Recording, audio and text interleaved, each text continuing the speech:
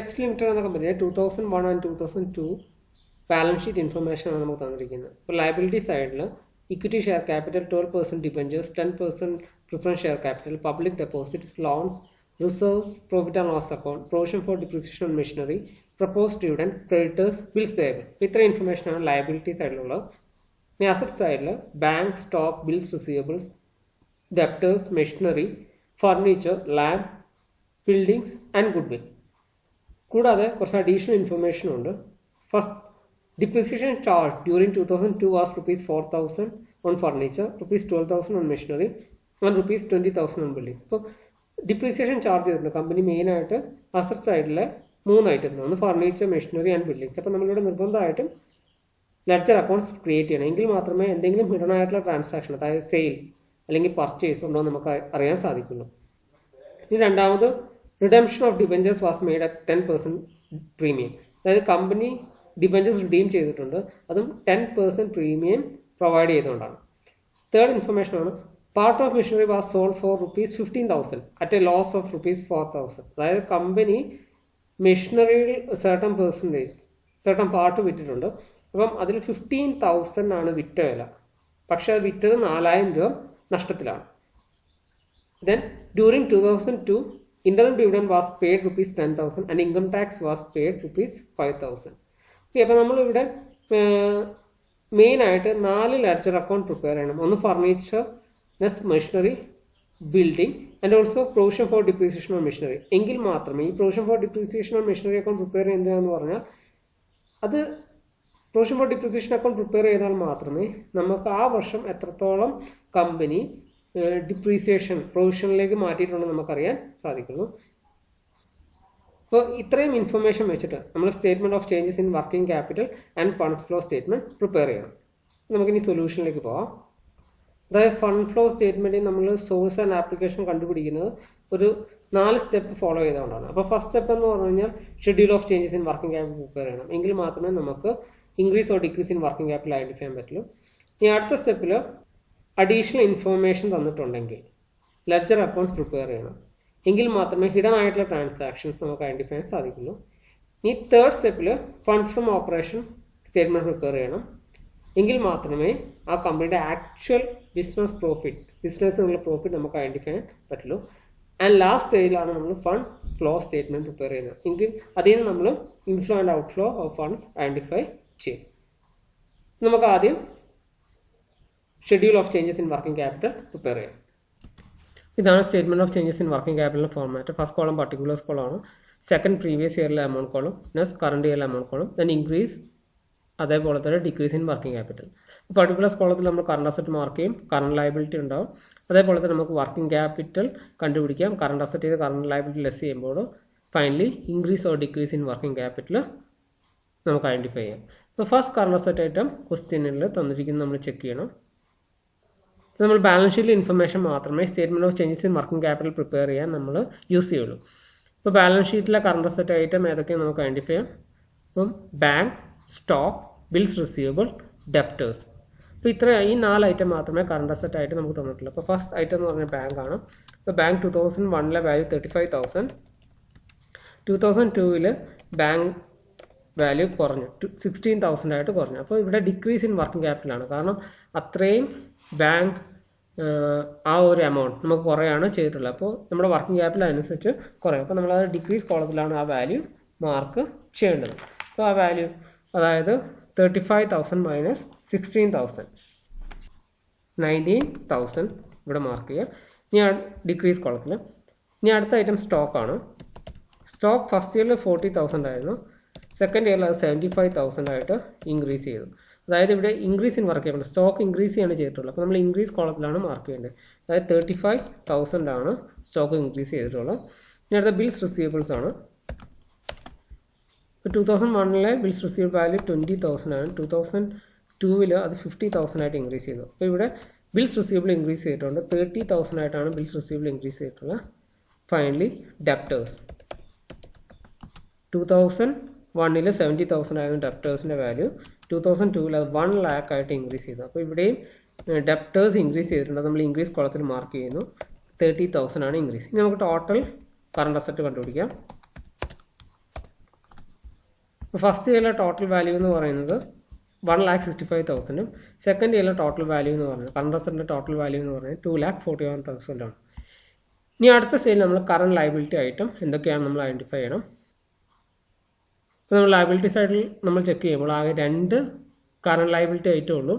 ഒന്ന് ക്രെഡിറ്റേഴ്സും രണ്ടാമത് bills പേയബിളും. First നമ്മൾ ക്രെഡിറ്റേഴ്സ് എഴുതി. ക്രെഡിറ്റേഴ്സ് ഇപ്പോൾ ഫസ്റ്റ് ഇയറിലെ വാല്യൂ എന്ന് പറയുന്നത് 40,000 ആണ്.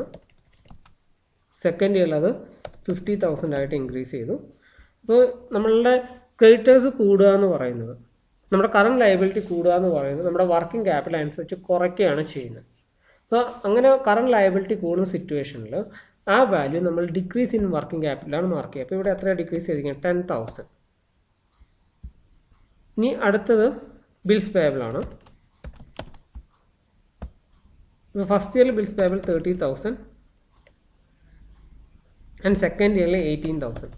ഇവിടെ നോക്കുമ്പോൾ നമ്മുടെ ബിൽസ് പേയബിൾ കുറഞ്ഞു, അതായത് നമ്മുടെ ഇവിടെ കറണ്ട് ലയബിലിറ്റി കുറയുന്നു. അപ്പോൾ കറണ്ട് ലയബിലിറ്റി കുറഞ്ഞുകൊണ്ട് തന്നെ നമ്മുടെ വർക്കിംഗ് ക്യാപിറ്റൽ അതിനനുസരിച്ച് ഇൻക്രീസ് ചെയ്യും.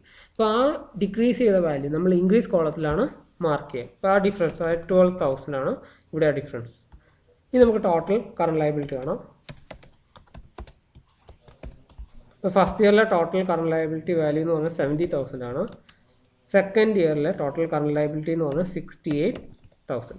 അപ്പോൾ നമുക്ക് ടോട്ടൽ കറണ്ട് അസറ്റ് പറയാൻ ടോട്ടൽ കറണ്ട് ലയബിലിറ്റി അറിയാം. ഇനി നമുക്ക് വർക്കിംഗ് ക്യാപിറ്റൽ കണ്ടുപിടിക്കാം, അതായത് current asset minus current liability. ഇപ്പോൾ ഫസ്റ്റ് ഇയറിലെ വർക്കിംഗ് ക്യാപിറ്റൽ എന്ന് പറഞ്ഞു കഴിഞ്ഞാൽ 1,65,000 മൈനസ് 70,000, അതായത് 95,000 ആണ്. സെക്കൻഡ് ഇയറിലെ വർക്കിംഗ് ക്യാപിറ്റൽ എന്ന് പറഞ്ഞു കഴിഞ്ഞാൽ 2,41,000, അതായത് current asset minus total current liability 68,000, അതായത് 1,73,000. നമ്മളിവിടെ ചെക്ക് ചെയ്യുമ്പോൾ സെക്കൻഡ് ഇയറിലെ വാല്യൂ, അതായത് സെക്കൻഡ് ഇയറിലെ വർക്കിംഗ് ക്യാപിറ്റൽ വളരെ കൂടുതലാണ് ഫസ്റ്റ് ഇയറിനെ അപേക്ഷിച്ചിട്ട്. അപ്പം ഇവിടെ ഇൻക്രീസ് ഇൻ വർക്കിംഗ് ക്യാപിറ്റലാണ് നമുക്ക് ഐഡൻറ്റിഫൈ ചെയ്യാൻ പറ്റി. ആ ഇൻക്രീസ് ഇൻ വർക്കിംഗ് ക്യാപിറ്റൽ എന്ന വാല്യൂ നമ്മൾ 2001 എമൗണ്ട് കോളത്തിലാണ് മാർക്ക് ചെയ്യുക. കാരണം ഇത് രണ്ടും ടോട്ടൽ ചെയ്യുമ്പോൾ നമുക്ക് ഈക്വൽ ആവണം, അതായത് ഈ 2 ബോക്സും 1,73,000 ആവണം. അപ്പോൾ ഇൻക്രീസ് ഇൻ വർക്കിംഗ് ക്യാപിറ്റൽ എത്രയാണ് നമുക്ക് ചെക്ക് ചെയ്യാം. അതായത് 1,73,000 മൈനസ് 95,000, അതായത് 78,000 ആണ് ഇൻക്രീസ് ഇൻ വർക്കിംഗ് ക്യാപിറ്റൽ. അടുത്ത കാര്യം ശ്രദ്ധിക്കണം, നമ്മുടെ വർക്കിംഗ് ക്യാപിറ്റൽ ഇൻക്രീസ് ചെയ്യുകയാണെങ്കിൽ നമ്മൾ ഈ ഡിക്രീസ് ഇൻ വർക്കിംഗ് ക്യാപിറ്റൽ കോളത്തിലായിരിക്കും ആ വാല്യൂ മാർക്ക് ചെയ്യുക. കാരണം ഈ 2 ഇൻക്രീസും അതേപോലെ ഡിക്രീസ് കോളം എപ്പോഴും ഈക്വൽ ആകാൻ വേണ്ടി, ടാലി ചെയ്യാൻ വേണ്ടിയിട്ടാണ് നമ്മൾ അങ്ങനെ ചെയ്യുന്നത്. നമുക്ക് ടോട്ടൽ എടുക്കാം.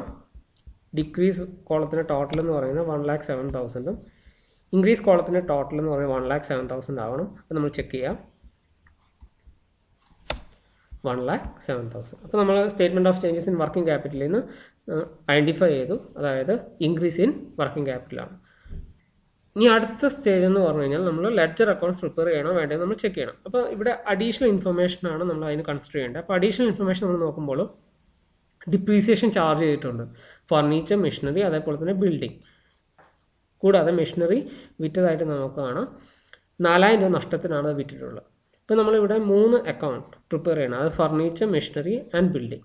അതുകൂടാതെ provision for depreciation on machinery account prepare ചെയ്യണം. എങ്കിൽ മാത്രമേ നമ്മൾക്ക് എത്ര എമൗണ്ട് ആണ് ആ വർഷം പ്രൊവിഷനിലേക്ക് മാറ്റിയിട്ടുള്ളതെന്ന് നമുക്ക് ഐഡൻറ്റിഫൈ ചെയ്യാൻ പറ്റുള്ളൂ. ആ ഒരു മാറ്റിയ എമൗണ്ട് നമ്മൾ ഫണ്ട്സ് ഫ്രം ഓപ്പറേഷനിൽ കാണിക്കുകയും വേണം. അപ്പോൾ ആദ്യം provision for depreciation account prepare ചെയ്യാം. പ്രൊവിഷൻ എന്ന് പറയുന്ന ലയബിലിറ്റി ആയതുകൊണ്ട് തന്നെ, ലോങ് ടേം ലയബിലിറ്റി ആയതുകൊണ്ട് നമ്മൾ ക്രെഡിറ്റ് സൈഡിലാണ് അതിൻ്റെ ഓപ്പണിംഗ് ബാലൻസ് മാർക്ക് ചെയ്യുന്നത്. അപ്പോൾ ബാലൻസ് ബ്രോട്ട് ആവും 10,000. നമുക്ക് ക്വസ്റ്റ്യനിൽ തന്നിട്ടുണ്ട് ആ ഒരു ഓപ്പണിംഗ് ബാലൻസ് ഡിപ്രീസിയേഷൻ മെഷീനറിയുടെ 10,000 ആണ്, നമ്മളവിടെ മാർക്ക് ചെയ്തു.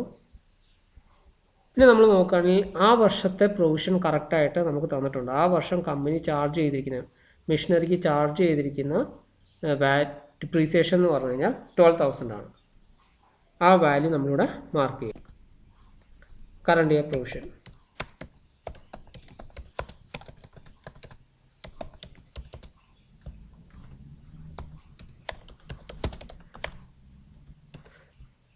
$12,000 ആണ്.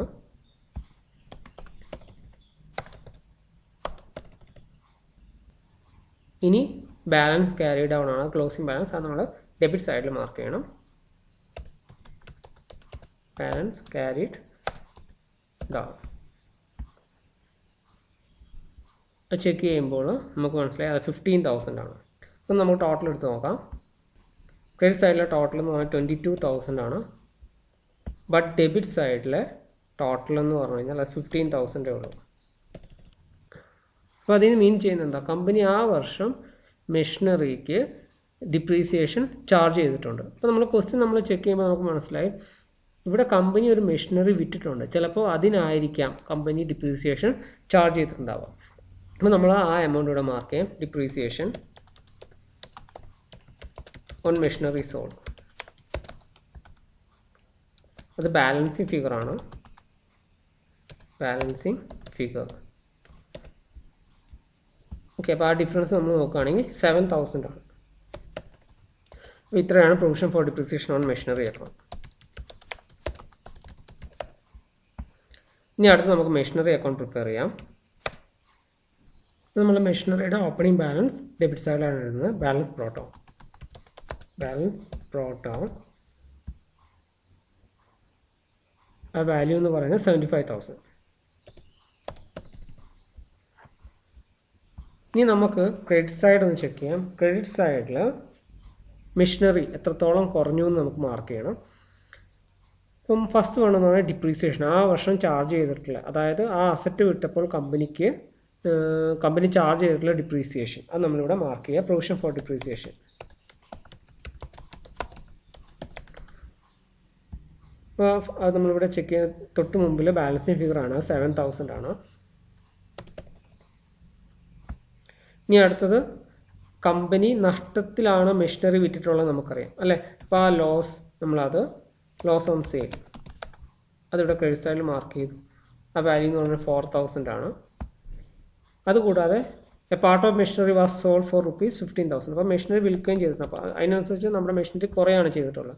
അപ്പോൾ ആ സെയിൽ എന്ന് പറഞ്ഞാൽ ആ വാല്യൂ 15,000 ഇവിടെ മാർക്ക് ചെയ്തു. അപ്പോൾ വേറെ ഒന്നിനെക്കുറിച്ച് മെൻഷൻ ചെയ്യുന്നില്ല. അപ്പോൾ നമുക്കിനി ക്ലോസിംഗ് ബാലൻസ് എഴുതാം. ബാലൻസ് ക്യാരി ഡൗൺ, അതായത് 60,000. ക്രെഡിറ്റ് സൈഡിലെ ടോട്ടൽ എടുക്കുമ്പോൾ 86,000 ആണ്. ഡെബിറ്റ് സൈഡിൽ 75,000 മാത്രമേ ഉള്ളൂ. അപ്പോൾ ഇതും ബാലൻസ് ഫിഗറാണ്. അതായത് മീൻ ചെയ്യുന്നത് എന്താ, കമ്പനി ആ വർഷം സർട്ടൻ മെഷീനറി എത്ര പർച്ചേസ് ചെയ്തിട്ടുണ്ട്. അപ്പോൾ നമ്മൾ അത് ബാലൻസിങ് ഫിഗറാണ്. ഇപ്പോൾ പർച്ചേസ് എന്ന് കാണിക്കുകയാണ്. നമ്മുടെ മെഷീനറി ഇൻക്രീസ് ചെയ്യണം, അതുകൊണ്ടാണ് നമ്മളിവിടെ ക്രെഡിറ്റ് സൈഡിൽ അത് പർച്ചേസ് ആയിട്ട് കൺസിഡർ ചെയ്യുന്നത്. ഇപ്പോൾ പർച്ചേസ് ബാലൻസിങ് ഫിഗർ,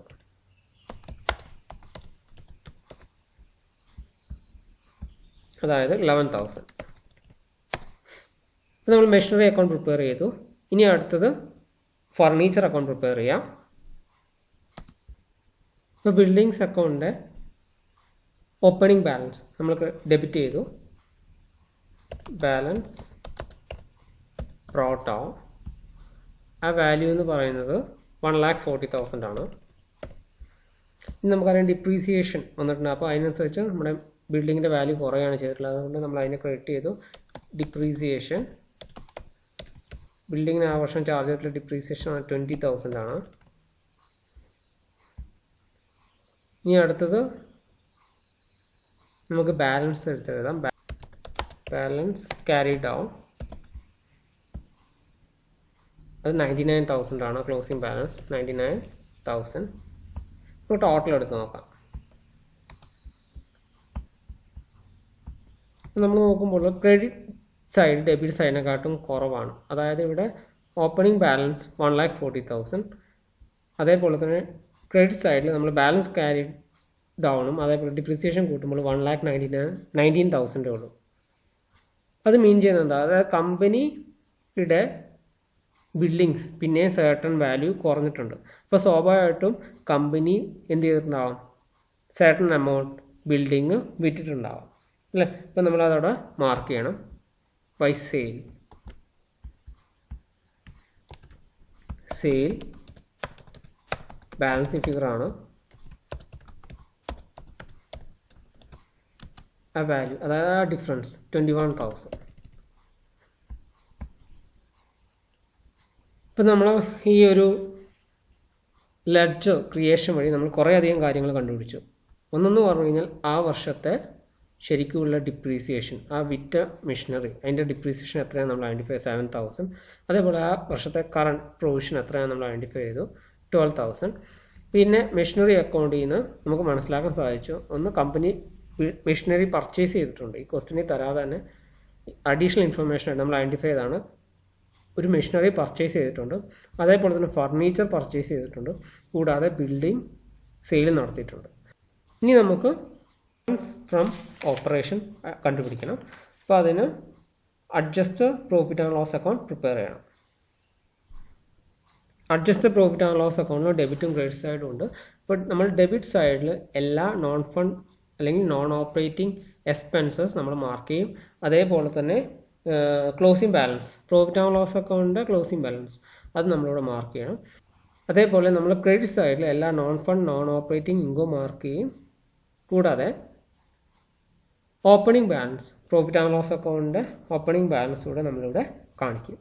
അപ്പോൾ ഇതിന് നമുക്ക് എത്രത്തോളമാണ് ആ കമ്പനിയുടെ ആക്ച്വൽ പ്രോഫിറ്റ്, ബിസിനസ് എന്നുള്ള ആക്ച്വൽ പ്രോഫിറ്റ് അല്ലെങ്കിൽ ഫണ്ട്സ് ഫ്രം ഓപ്പറേഷൻ എത്രയാണെന്ന് നമുക്ക് ഐഡൻറ്റിഫൈ ചെയ്യാൻ സാധിക്കും. അത് ബാലൻസിങ് ഫിഗർ ആണ്. അഡ്ജസ്റ്റ് പ്രോഫിറ്റ് ആൻഡ് ലോസ് അക്കൗണ്ടിൽ ഡെബിറ്റ് സൈഡിൽ വരുന്ന നോൺ ഫണ്ട് അല്ലെങ്കിൽ നോൺ ഓപ്പറേറ്റിംഗ് എക്സ്പെൻസ് എന്തൊക്കെയാണെന്ന് നമ്മൾ നോക്കാം. അപ്പോൾ ഫസ്റ്റ് നമ്മൾ മാർക്ക് ചെയ്യുന്ന ഡിപ്രീസിയേഷൻ അല്ലേ, ഡിപ്രീസിയേഷൻ അതൊരു നോൺ ഫണ്ട് അല്ലെങ്കിൽ നോൺ ഓപ്പറേറ്റിംഗ് എക്സ്പെൻസ് ആണ്. അപ്പോൾ അത് ക്വസ്റ്റ്യനിൽ തന്നെ ഡയറക്റ്റായിട്ട് വന്നിട്ടുണ്ട്. ഫർണിച്ചറിന് 4,000, അതേപോലെ മെഷീനറിക്ക് 12,000, ബിൽഡിങ്സിന് 12,000. ഫസ്റ്റ് ആയിട്ട് നമുക്ക് ഡിപ്രീസിയേഷൻ മാർക്ക് ചെയ്യാം. ഡിപ്രീസിയേഷൻ ഓരോ ഐറ്റം, അതായത് ഫർണിച്ചർ ഉണ്ട്, മെഷീനറി ഉണ്ട്, ബിൽഡിംഗ്, അത് മൂന്ന് നമ്മൾ സെപ്പറേറ്റ് മാർക്ക് ചെയ്യണം. അപ്പോൾ ഡിപ്രീസിയേഷൻ ഓൺ ഫർണിച്ചർ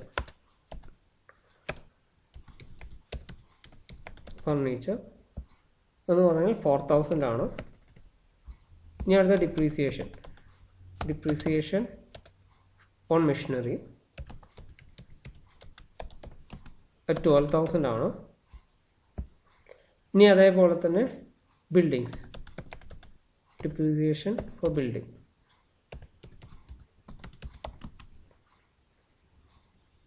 ആ വർഷത്തെ ഡിപ്രീസിയേഷൻ ആണ് 20,000 ആണ്.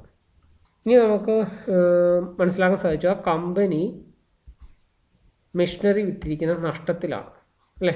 അപ്പോൾ ആ ലോസ് വാല്യൂ ഇവിടെ നമ്മൾ ഡെബിറ്റ് സൈഡിൽ കാണിക്കും. അതൊരു നോൺ ഓപ്പറേറ്റിംഗ് എക്സ്പെൻസ് ആണ്. ഇപ്പോൾ loss on sale of machinery ആ വാല്യൂ എന്ന് പറയുന്നത് 4,000 ആണ്.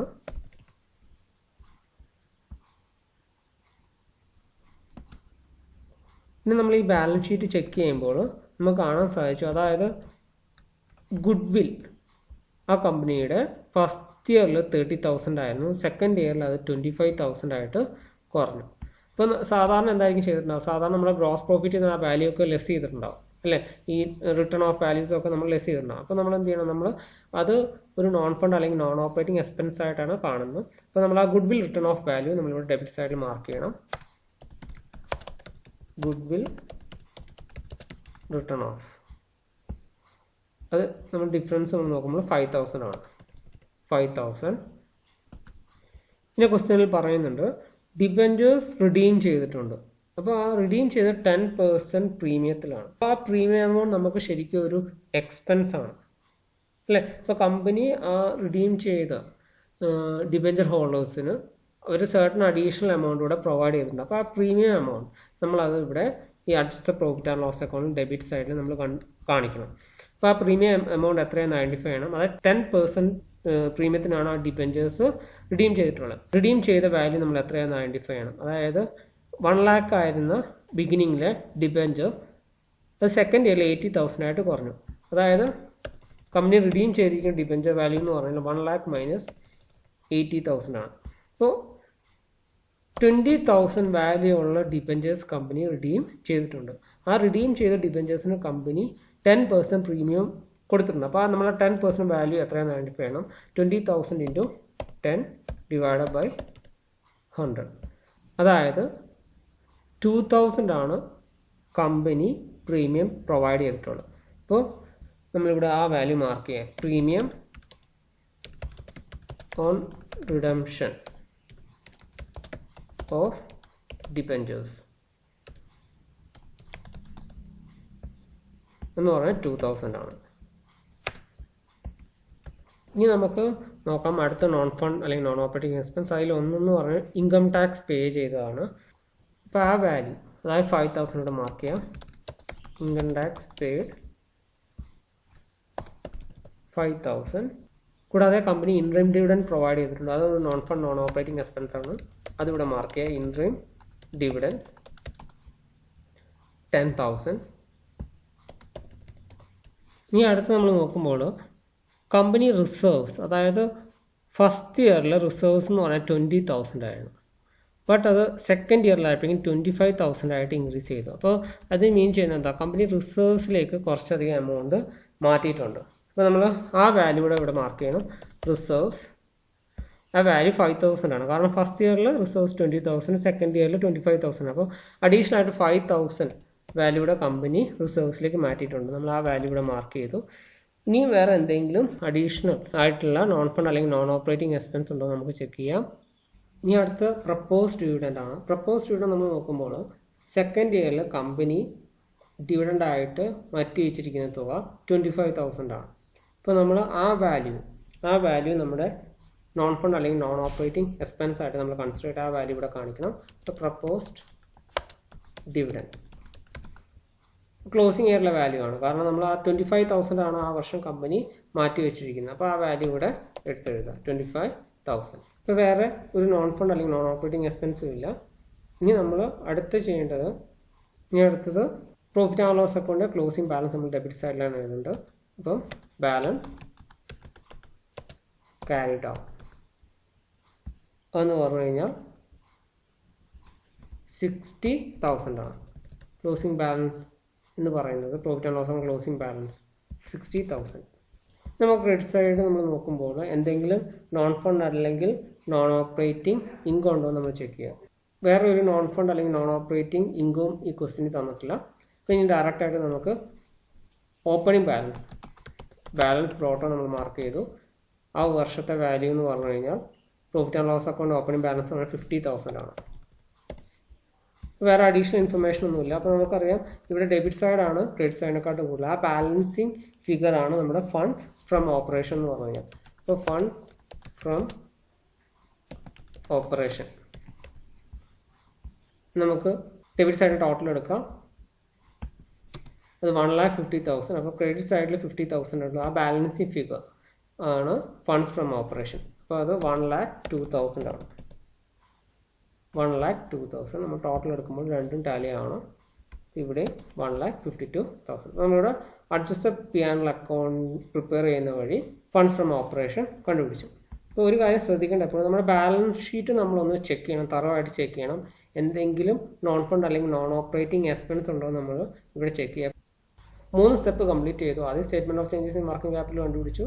പിന്നെ അതിൽ നിന്ന് ഇപ്പോൾ നമ്മൾ 3 സ്റ്റേജ് കംപ്ലീറ്റ് ചെയ്തു. ഇപ്പോൾ ഫസ്റ്റ് സ്റ്റേജിൽ നമ്മൾ schedule of changes in working capital prepare ചെയ്തു. അതിൽ നിന്ന് increase or decrease in working capital കണ്ടുപിടിച്ചു.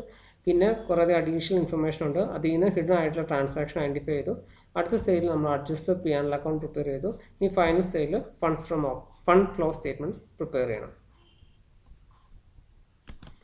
ഇതാണ് ഫണ്ട് ഫ്ലോ സ്റ്റേറ്റ്മെന്റിന്റെ ഫോർമാറ്റ്. വേരിയസ് സോഴ്സസും ഉണ്ട്, അതേപോലെ തന്നെ ആപ്ലിക്കേഷനും ഉണ്ട്. ഇപ്പോൾ സോഴ്സ് എന്ന് പറഞ്ഞാൽ നമ്മുടെ കമ്പനിയുടെ അകത്തേക്ക് വന്നിട്ടുള്ള ഫണ്ട് ഏതൊക്കെയാണെന്ന് ഐഡന്റിഫൈ ചെയ്യാൻ. പിന്നെ ആപ്ലിക്കേഷൻ കമ്പനി എങ്ങനെയൊക്കെയാണ് ഫണ്ട് ചെലവഴിച്ചിരിക്കുന്നത്, എങ്ങനെയൊക്കെയാണ് പുറത്തേക്ക് ഫണ്ട് പോയിട്ടുള്ളത്, അതാണ് ആപ്ലിക്കേഷൻ. അപ്പോൾ നമ്മൾ ഇവിടെ സോഴ്സ് ആൻഡ് ആപ്ലിക്കേഷൻ നമ്മൾ കൺസിഡർ ചെയ്യുന്നത് ആകെ നോൺ കറണ്ട് അസറ്റ് അതേപോലെ നോൺ കറണ്ട് ലയബിലിറ്റീസ് ആണ്. അതായത് ഫിക്സ്ഡ് അസറ്റ്സും ലോങ് ടേം ലയബിലിറ്റീസും കൂടാതെ ക്യാപിറ്റൽ റിസർവ്സ് അങ്ങനെയുള്ള ഐറ്റങ്ങൾ മാത്രമേ നമ്മൾ ഈ സോഴ്സ് ആൻഡ് ആപ്ലിക്കേഷൻ ഓഫ് ഫണ്ട്സിൽ നമ്മൾ ഐഡന്റിഫൈ ചെയ്യുള്ളൂ. അത് മാത്രമേ നമ്മളിവിടെ ഈ ഫണ്ട് ഫ്ലോ സ്റ്റേറ്റ്മെന്റ് മാർക്ക് ചെയ്യുള്ളൂ.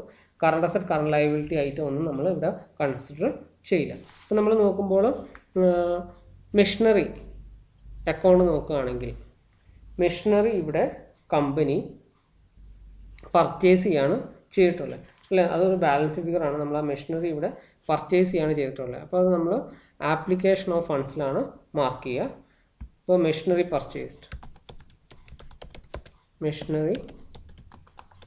പർച്ചേസ്ഡ് അപ്പോൾ നമ്മളിവിടെ പർച്ചേസ്ഡ് വാല്യൂ നമ്മൾ ലെഡ്ജർ അക്കൗണ്ടിൽ കണ്ടുപിടിച്ചിട്ടുണ്ട്. 11,000 ആണ്, 11,000. ഇനി അടുത്തത് ലാൻഡാണ്. ലാൻഡ് 1,70,000 ആയത് 2,80,000 ആയിട്ട് ഇൻക്രീസ് ചെയ്തു. നമ്മൾ അതിന് പ്രത്യേകം ലെഡ്ജർ അക്കൗണ്ട് ഒന്നും പ്രിപ്പയർ ചെയ്തിട്ടില്ല, കാരണം വേറെ അഡീഷണൽ ഇൻഫർമേഷൻ ഒന്നുമില്ല. അപ്പോൾ ഇതിൽ നിന്ന് നമുക്ക് മനസ്സിലാക്കാൻ സാധിക്കുന്ന കാര്യം ലാൻഡ് പർച്ചേസ് ചെയ്തിട്ടുണ്ട്. തുടക്കത്തിൽ 1,70,000 ആയിരുന്നു, ബട്ട് സെക്കൻഡ് ഇയർ ആയപ്പോഴേക്കും 2,80,000 ആയിട്ട് ഇൻക്രീസ് ചെയ്തു. അപ്പോൾ ആ ഡിഫറൻസ് അത്രയും വാല്യൂ ഉള്ള ലാൻഡ് പർച്ചേസ് ചെയ്തിട്ടുണ്ട്. അപ്പോൾ ലാൻഡ് പർച്ചേസ്ഡ് 2,80,000 മൈനസ് 1,70,000. അപ്പോൾ 1,10,000 വർത്തായിട്ടുള്ള ലാൻഡ് കമ്പനി പർച്ചേസ് ചെയ്തിട്ടുണ്ട്. ഫർണിച്ചർ അക്കൗണ്ട് നമ്മൾ നോക്കുമ്പോൾ ഫർണിച്ചറും കമ്പനി പർച്ചേസ് ചെയ്തിട്ടുണ്ട്. ഫർണിച്ചർ പർച്ചേസ് അത് 2,000 ആണ് വാല്യൂ. 2,000 വാല്യൂ ഉള്ള ഫർണിച്ചർ കമ്പനി പർച്ചേസ് ചെയ്തു. പിന്നെ വേറെ എന്തെങ്കിലും ഐറ്റം ഉണ്ടോ എന്ന് നോക്കുക. ബിൽഡിംഗ് അക്കൗണ്ട് നമ്മൾ ചെക്ക് ചെയ്യുക. ബിൽഡിംഗ് അക്കൗണ്ടിൽ കമ്പനി സെയിലാണ് നടത്തിയിരിക്കുന്നത്. അപ്പോൾ ബിൽഡിംഗ് വെക്കുമ്പോൾ കമ്പനിക്ക് അകത്തേക്കാണ് ഫണ്ട് വരുന്നത്. അപ്പോൾ അത് നമ്മൾ സോഴ്സിൽ കാണിച്ചാൽ മതി. പിന്നെ അഡീഷണൽ ആയിട്ട് വേറെ എന്തെങ്കിലും ആപ്ലിക്കേഷൻ കമ്പനി പൈസ ചിലവഴിച്ചിട്ടോ എന്ന് ചെക്ക് ചെയ്യണം. അപ്പോൾ നമ്മൾ നോക്കുമ്പോൾ ഇവിടെ കമ്പനി റിഡീം ചെയ്തിട്ടുണ്ട് അല്ലേ, ഡിബെഞ്ചേഴ്സ് റിഡീം ചെയ്തിട്ടുണ്ട്. അപ്പോൾ ഇവിടെ അത് മാർക്ക് ചെയ്യണം. റിഡംഷൻ ഓഫ് ഡിബെഞ്ചേഴ്സ് 1 lakh ആയിരുന്ന ഡിബെഞ്ചർ അത് 80,000 ആയിട്ട് കുറഞ്ഞു. അപ്പോൾ 20,000 വർത്തായിട്ടുള്ള ഡിബെഞ്ചർ കമ്പനി റിഡീം ചെയ്തിട്ടുണ്ട്. അതുകൂടാതെ അഡീഷണൽ ആയ ഇൻഫർമേഷൻ ഉണ്ട്. അത് 10% പ്രീമിയത്തിനാണ് റിഡീം ചെയ്തിട്ടുള്ളത്. അപ്പോൾ നമ്മൾ ആ കാര്യം ഇവിടെ മാർക്ക് ചെയ്യണം.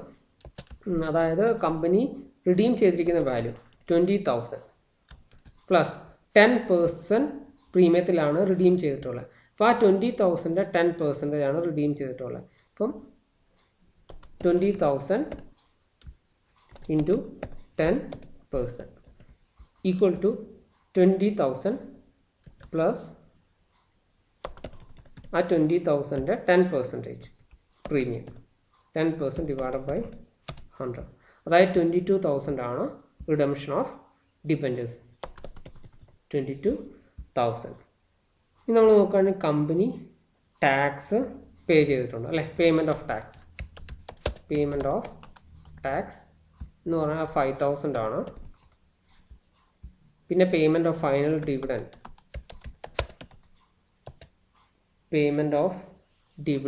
20,000 ആണ്. കാരണം നമ്മളിവിടെ ഈ ഒരു ബാലൻസ് ഷീറ്റ് നമുക്ക് മനസ്സിലാക്കാം. പ്രപ്പോസ് ഡിവിഡൻഡ് 20,000 ആണ്. അപ്പോൾ 2001 കമ്പനി അത് പേ ചെയ്തിട്ടുണ്ടാവും അല്ലേ, ആ വാല്യൂ പേ ചെയ്തിട്ടുണ്ടാവും. അപ്പോൾ നമ്മൾ അവിടെ ആപ്ലിക്കേഷൻ ഓഫ് ഫണ്ട്സിൽ കമ്പനി അവിടെ പേ ചെയ്തായിട്ട് നമ്മൾ കാണിക്കും 20,000. ഇനി അടുത്തത് ആ കമ്പനി ഇൻട്രീം ഡിവിഡൻഡും പേ ചെയ്തിട്ടുണ്ട്, ആ വാല്യൂ ഇവിടെ കാണിക്കുക. Payment of interim dividend.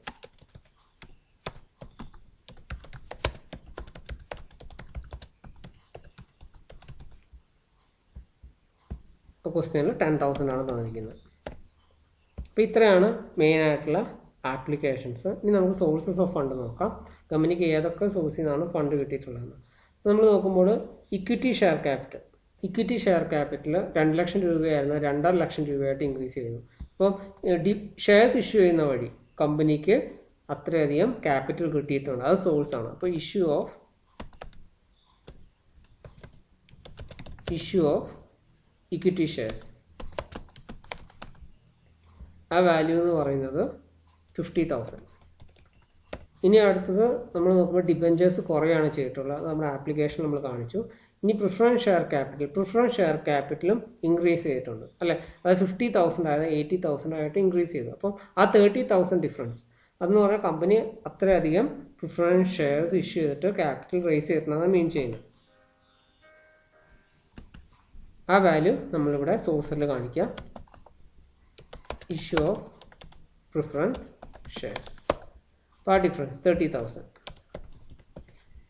ഇനി അടുത്ത സോഴ്സ് എന്തെങ്കിലും ഉണ്ടോ എന്ന് നോക്കുക. അതായത് പബ്ലിക് ഡെപ്പോസിറ്റ്സ് വഴി കമ്പനി ഫണ്ട് റേസ് ചെയ്തിട്ടുണ്ട് അല്ലേ. അപ്പം ആ വാല്യൂ അതായത് 20,000 ആയത് 30,000 ആയിട്ട് ഇൻക്രീസ് ചെയ്തു. അപ്പോൾ നമ്മൾ ആ വാല്യൂ ഇവിടെ കാണിക്കുക. പബ്ലിക്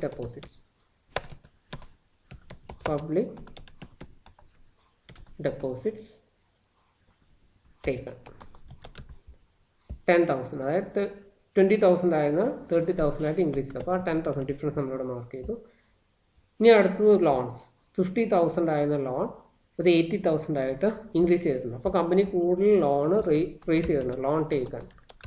ലോൺ ടേക്കൺ അപ്പോൾ ആ വാല്യൂ ആ ഡിഫറൻസ് അതായത് 80,000 മൈനസ് 50,000 30,000 നമ്മളിവിടെ മാർക്ക് ചെയ്തു. ഇനി അടുത്ത വേറെ എന്തെങ്കിലും ആയിട്ട് ലയബിലിറ്റി സൈഡിലുണ്ടോ എന്ന് നോക്കുക. ഇനി നമുക്ക് ലെഡ്ജർ അക്കൗണ്ട്സിലേക്ക് നോക്കാം. ലെഡ്ജർ അക്കൗണ്ട്സിൽ കമ്പനി മെഷീനറി വിറ്റതായിട്ട് കാണാം അല്ലെ. മെഷീനറി 15,000 വേർത്തായിട്ടുള്ള മെഷീനറി വിറ്റിട്ടുണ്ട്. അതേപോലെ ബിൽഡിംഗ് 21,000 വേർത്തായിട്ടുള്ള ബിൽഡിങ്ങും വിറ്റിട്ടുണ്ട്. അപ്പോൾ ആ ഒരു സെയിൽ വാല്യൂ അത് കമ്പനിയുടെ സോഴ്സ് ഓഫ് ഫണ്ടാണ്. നമ്മളപ്പോൾ ആ വാല്യൂടെ മാർക്ക് ചെയ്യണം. Sale of machinery. മെഷീനറിയുടെ സെയിൽ വാല്യൂ എന്ന് പറഞ്ഞു കഴിഞ്ഞാൽ 15,000 ആണ്. 15,000 മാർക്ക് ചെയ്തു. ഇനി അതേപോലെ തന്നെ ബിൽഡിങ്ങും വിറ്റിട്ടുണ്ട്. ബിൽഡിംഗ് 21,000 വേർത്തായിട്ടുള്ള ബിൽഡിംഗ് വിറ്റിട്ടുണ്ട്. അപ്പോൾ അതും സോഴ്സ് ഓഫ് ഫണ്ടാണ്. Sale of building 21,000. ഇനി സോഴ്സിൽ നമ്മൾ ഫണ്ട്സ് ഫ്രം ഓപ്പറേഷനോടെ കാണിക്കണം. ഫണ്ട്സ് ഫ്രം ഓപ്പറേഷൻ ഇത് കമ്പനിയുടെ ആക്ച്വൽ ബിസിനസ് എന്നുള്ള പ്രോഫിറ്റ് ആണ് ഈ ഫണ്ട്സ് ഫ്രം ഓപ്പറേഷൻ കൊണ്ട് ഉദ്ദേശിക്കുന്നത്. ആ വാല്യൂ എന്ന് പറഞ്ഞു കഴിഞ്ഞാൽ 1,02,000 ആണ്. ഇനി നമുക്ക് ടോട്ടൽ ചെയ്ത് നോക്കാം. സോഴ്സസിൻ്റെ ടോട്ടൽ എന്ന് പറഞ്ഞാൽ 2,58,000 ആപ്ലിക്കേഷൻ ഓഫ് ഫണ്ട്സിൻ്റെ ടോട്ടൽ എന്ന് പറഞ്ഞു കഴിഞ്ഞാൽ 1,80,000 ആണ്. അപ്പോൾ ഇവിടെ സോഴ്സ് ആണ് കൂടുതൽ. അപ്പോൾ സോഴ്സ് ആപ്ലിക്കേഷനെക്കാട്ടും കൂടുതലാണെങ്കിൽ അത് നമ്മൾക്ക് ഇൻക്രീസ് ഇൻ വർക്കിംഗ് ക്യാപിറ്റലാണ്. ആ വാല്യൂ നമ്മളിവിടെ ആപ്ലിക്കേഷനിലാണ് കാണിക്കുക. ഇൻക്രീസ് ഇൻ വർക്കിംഗ് ക്യാപിറ്റൽ ആ ഡിഫറൻസ്. അപ്പോൾ 2,58,000 മൈനസ് 1,80,000 അതായത് 78,000 ആണ് ഇൻക്രീസ് ഇൻ വർക്കിംഗ് ക്യാപിറ്റൽ. അപ്പോൾ നമുക്ക് നേരത്തെ നമ്മൾ പ്രിപ്പയർ ചെയ്ത് schedule of changes in working ക്യാപിറ്റലിലെ വാല്യൂയും ഈ വാല്യൂ സെയിം ആയിരിക്കും. നമ്മൾ ചെക്ക് ചെയ്യുക. അപ്പോൾ schedule of changes in working capital increase in working capital 78,000 ആണ്. അതേപോലെ ഫണ്ട് ഫ്ലോ സ്റ്റേറ്റ്മെന്റിലും ഇൻക്രീസ് ഇൻ വർക്കിംഗ് ക്യാപിറ്റൽ 78,000 ആണ്.